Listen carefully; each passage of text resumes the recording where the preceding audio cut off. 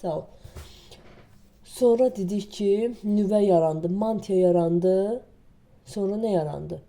Vulkanizm prosesi baş verdi. Vulkanizm prosesinin baş vermə səbəbi nə idi? Həmin yerin daxilində toplanan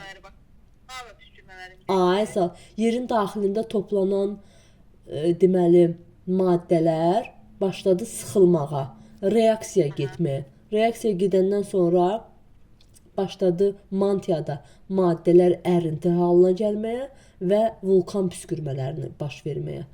Vulkan püskürmələri olduğuna görə də bu hadisə ayda da baş verib həmin dövrdə. Ona görə deyirik ki, ay erası adlandırılır. Bəs planetar inkişaf mərhələsinin sonunda nə baş verdi? Nə baş verdi? Ondan sonra geoloji inkişaf mərhələsinə keçdik.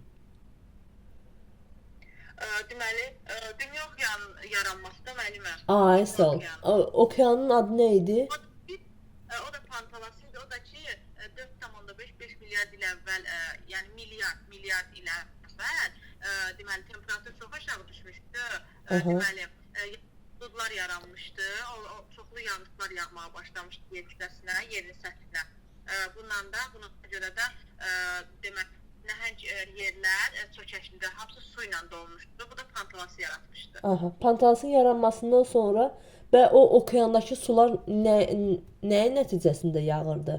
İlkin atmosfer də demək ki, planetar inkişaf mərhələsində yaranmışdı da. Onda sayırıq. Nüvə, yer qabığı harda yarandı? Planetarda yoxsa geoloji inkişaf mərhələsində? Yer qabığı geolojidə yaranmayıb. Ay, sağ ol. Yerin qatları, yəni çökmə qranit bazalt geoloji inkişaf mərhələsində yarandı. Ancaq nüvə və mantia yarandı planetar inkişaf mərhələsində. Ay, sağ ol. Sonra dedik, planetarda nüvə, mantia, ilk atmosfer yarandı. Atmosferin yaranması ilə də ilk okean yarandı. Çünki yağışlar yağmağa başladı. Kütləvi yağışlar yağmağa başlayandan sonra ilk okean yarandı. İlk okean yarandıqdan sonra da geoloji inkişaf mərhələsinə keçdik. Geoloji inkişaf mərhələsi bundan əvvəl başlamışdı. Deməli 2,5 milyard il əvvələ qədər davam etmişdi. Aha.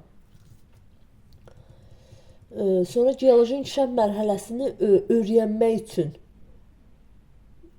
deməli, süxurların nisbi və mütləq yaşına baxırıq. Nisbi yaş dedik ki, deməli, onlar bir dəqiqə deyəcəm, süxurların elə bir ki,